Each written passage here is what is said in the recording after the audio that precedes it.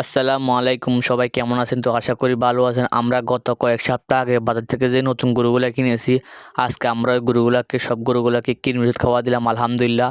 তো আমরা গরুগুলাকে কীভাবে কৃমি ওষুধ খাওয়ালে আপনাদেরকে আজকে সব প্রসেস দেখাবো ইনশাআল্লাহ। আমরা আজকে সকালে একদম বড় উঠে গেছি, যেহেতু আমাদের গরুগুলাকে ওষুধ খাওয়াতে হবে, এই জন্য ওষুধ খাওয়াবার 2 ঘন্টা পর গরুকে কিছু খাওয়ানো যাবে না, এই জন্য আমরা একদম সকাল উঠে গেছি। আমরা সকাল একদম উঠে সর্বপ্রথম ওষুধগুলো একদম গুঁড়ো করে ফেলছি। আর আপনারা একটা জিনিস খেয়াল রাখবেন, ওষুধগুলো একদম প্যাকেটে থাকা অবস্থায় গুঁড়ো করবেন, দেখা যাবে প্যাকেট থেকে বের করে গুঁড়ো করে ওষুধটা নষ্ট হয়ে যায়। তো আপনারা এই জিনিসটা সবসময় খেয়াল রাখবেন, ওষুধগুলো প্যাকেটে থাকা অবস্থায় আপনার ওষুধের অফার ফিটে কিছু দিয়ে একটু করবেন, দেখা যাবে ওষুধগুলো একদম গুঁড়ো হয়ে যাবে। তো গুঁড়ো করে আমরা সর্বপ্রথম একটা বলের মধ্যে রেখেছি। তো আমরা এই গরুগুলোকে প্রতিবারই কৃমি ওষুধগুলো এইভাবে খাওয়াই। আমরা একটা প্রসেস তৈরি করি, আমরা গরুগুলোকে এমনি শুধু দেখা যায় ওষুধ খাওয়ালে গরু দেখা যায় ফালা যায়, নষ্ট করে ফেলে। আমরা সর্বপ্রথম ওষুধগুলো একদম ভালোভাবে গুঁড়ি করে তারপর একটা বলের মধ্যে রাখি, তারপর একটু হালকা আটা দিই এবং একটু চিনি দিই। আটা দেওয়ার কারণ হলো আমরা ওষুধগুলোকে একদম ভালোভাবে মিক্স করে একদম আটার মতন করে ফেলবো। আমরা রুটি হওয়ার জন্য যে খামি তৈরি করি ওরকম তৈরি করে ফেলবো, যেন গরু ফেলাতে না পারে। তারপর আমরা একটু চিনি দিই। চিনি দেওয়ার কারণ হলো গরুর পেটে যখন চিনিগুলো যাবে তখন কৃমিগুলো জাগ দিয়ে উঠবে, এই জন্য আমরা চিনি ব্যবহার করি। আমরা সর্বপ্রথম কোন গরুটাকে কয়টা ওষুধ দিব এটা আগে নির্ধারণ করি, তারপর আমরা ওষুধগুলো নিই। দেখা যায় আমরা 40 কেজির জন্য আমরা একটা করে ওষুধ ব্যবহার করি। একটা গরু যদি লাইভ যদি 80 কেজি হয় তাহলে 2টা ব্যবহার করি।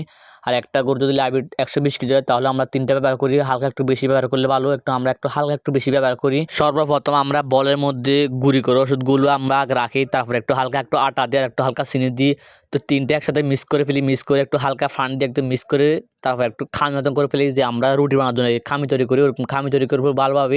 গরুগুলাকে এরকমভাবে ওষুধ খাওয়ানোর কারণ হলো ওষুধগুলো যেন নষ্ট না করে। অনেক সময় দেখা যায় শুধু ওষুধ খাওয়ালে গরু নষ্ট করে ফেলা দিতে চায়, এরকমভাবে খাওয়ালে গরু আর নষ্ট করতে পারে না, খুব সুন্দরভাবে খাওয়ানো যায়। আমরা প্রতিবারই আমাদের গরুগুলাকে কৃমি ওষুধ এইভাবে খাওয়াই আলহামদুলিল্লাহ, কাছে করে। তো আপনারা চাইলে এরকমভাবে খাওয়াতে পারেন, এরকমভাবে খাওয়ালে একটু কষ্ট কম হয়। গরুকে প্রতি 3 মাস পর কৃমি ওষুধ খাওয়ানো প্রয়োজন, যদি না খাওয়ায় তাহলে দেখা যায় গরুর স্বাস্থ্য ভালো থাকে না। আপনি একটা গরুকে যদি খাওয়ান, যদি 3 মাস পর কৃমি ওষুধ না দেন তাহলে দেখা যাবে গরুর স্বাস্থ্য ভালো থাকবে না। আমরা প্রতি 3 মাস পর আমাদের গরুগুলাকে কৃমি ওষুধ খাওয়াই। আমরা যেদিন খাওয়াবো ওই দিনের তারিখ লিখে রাখি, তারপর আবার 3 মাস পর আমরা আবার খাওয়াই। অনেকে দেখা যায় গাভী গরুকে এমনকি বকনা গরুকে প্রতি 3 মাস পর কৃমি ওষুধ না খাওয়ার কারণে গরু ঠিকভাবে হিট আসে না এবং কি বীজ দিলে বীজ থাকে না। এই জন্য আপনারা সবসময় গরুগুলাকে প্রতি 3 মাস পর কৃমি ওষুধ খাওয়ানোর চেষ্টা করবেন। এখন আমাদের গরুগুলার ওষুধগুলা খামি করা হয়ে গেছে আলহামদুলিল্লাহ। এখন আমরা আস্তে আস্তে একটা গরুকে সব গরুগুলোকে খাওয়া দিব ইনশাল্লাহ। তো এইভাবে ওষুধ খাওয়ালে দেখা যায় কষ্ট কম হয়, দেখা যায় গরু দস্তাদস্তি করে না। এইভাবে একটু হালকা একটু গালের মধ্যে খামিটা দিয়ে দিলে গরু নিজে খেয়ে ফেলে। আর দেখা যায় এই খামিটা গরুর মুখের মধ্যে একবার দিতে পারলে গরু আর ফেলাতে পারে না, এটা মুখের মধ্যে লেগে থাকে,